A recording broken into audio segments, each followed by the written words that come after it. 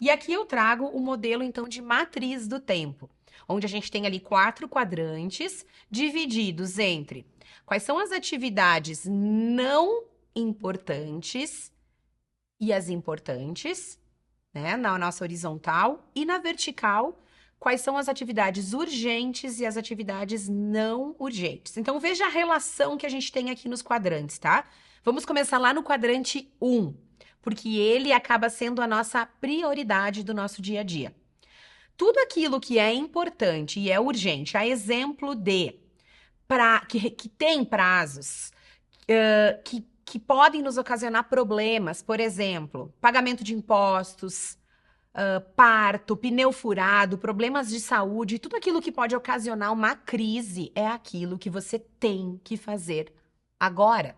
Então, quando você tem o seu planejamento com relação às atividades do seu dia, da sua semana, do seu mês, aqui nesse quadrante vai ficar tudo aquilo que é prioridade, é importante e é urgente. Aí vamos para o quadrante 2.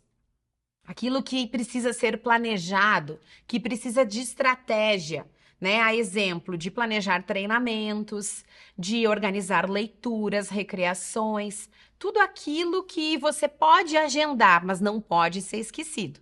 Você vai olhar no seu calendário e você vai marcá-la, você vai demarcar lá o que você precisa fazer e quando isso precisa ser feito.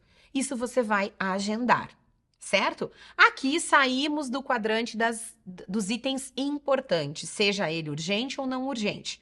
Descendo lá para o quadrante 3, temos aquelas atividades que acontecem na nossa rotina através de interrupções, de atividades populares. Por exemplo, telefonemas, pedidos de relatórios que acontecem de última hora, envio de e-mails, conversas, reuniões que às vezes não estão dentro do planejamento, mas elas surgem para discutir alguma pauta importante, específica.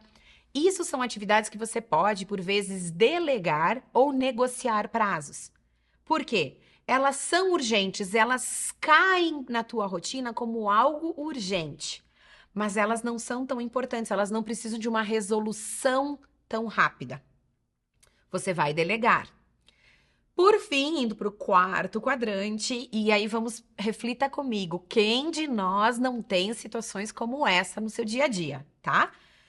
Aquilo que nos distrai, que nos faz perder tempo, como, por exemplo, redes sociais, como, por exemplo, ficar, né, divagando em pesquisar a programação do final de semana, pesquisar o preço de itens no mercado ali, enquanto tu tá na tua rotina de produção. Pequenas tarefas, né? Então, assim, se isso é algo que te dá satisfação, mas por sua vez está roubando o teu tempo porque te distrai, elimine isso da sua rotina do horário de produção. Por quê, gente? Isso não quer dizer que eventualmente a gente não vá se permitir esse agrado de se conectar com aquilo que nos traz satisfação. De navegar nas redes sociais, de pesquisar compras online, né? De ir na vizinha tomar um café, conversar um pouquinho, isso faz parte do ser humano, a gente nutrir isso também. Relações, hobbies, tudo bem. Mas pense aqui nessa questão do planejamento do teu tempo, dessa matriz, você é dentro do seu horário de produtividade. Você está lá no seu trabalho.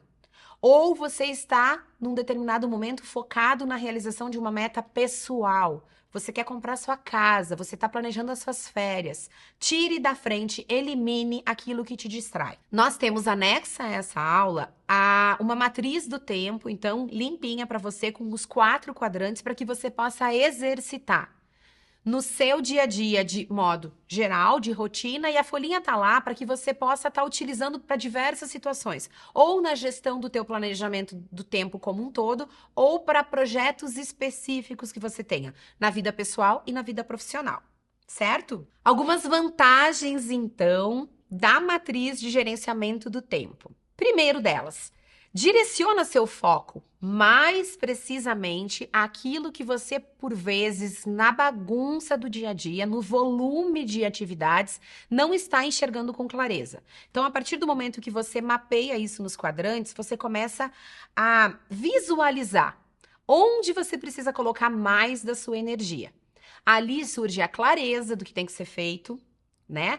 Com relação a esse norte, de onde direcionar o tempo de cada atividade. Por sua vez, isso traz redução na sua ansiedade. Todos nós carregamos níveis de ansiedade e a questão do planejamento do tempo é diretamente aliado aos níveis de ansiedade. Traz para você um olhar sobre, por mais que você possa ter dificuldade com isso que eu vou trazer aqui agora, mas traz um olhar sobre o que pode ser delegado. Muitas vezes a gente tem, né, determinados perfis também têm dificuldade em delegar, em tirar do seu colo e pedir ajuda para o outro, ou exatamente isso. Outra questão é a delegação. Delegação de atividades mais assertivas. Muitas vezes nós temos dificuldade em tirar do nosso colo determinada atividade e passar para outra pessoa. Então, através da matriz do tempo, esse olhar sobre o que pode ser dividido, compartilhado, delegado nas atividades que estão sob sua responsabilidade, acaba sendo um fator aqui que traz também muita leveza no seu dia a dia. Esse olhar, o que pode e o que não pode efetivamente sair de você. A delegação é um grande aliado no planejamento e na gestão do teu tempo. Fica essa dica preciosa. Nem tudo precisa ter a sua mão, precisa ter a sua bênção. Então, muitas vezes a gente consegue aliviar e, inclusive, se conectar com a realização de outras atividades através da delegação. Evitar a procrastinação, né? Uma vez que você divide os quadrantes, você não fica com o sentimento de que você tem que fazer tudo para ontem ou tudo aqui e agora. Menos tempo perdido através desse planejamento e menos surpresas, afinal está ali o desenho do que tem que ser feito.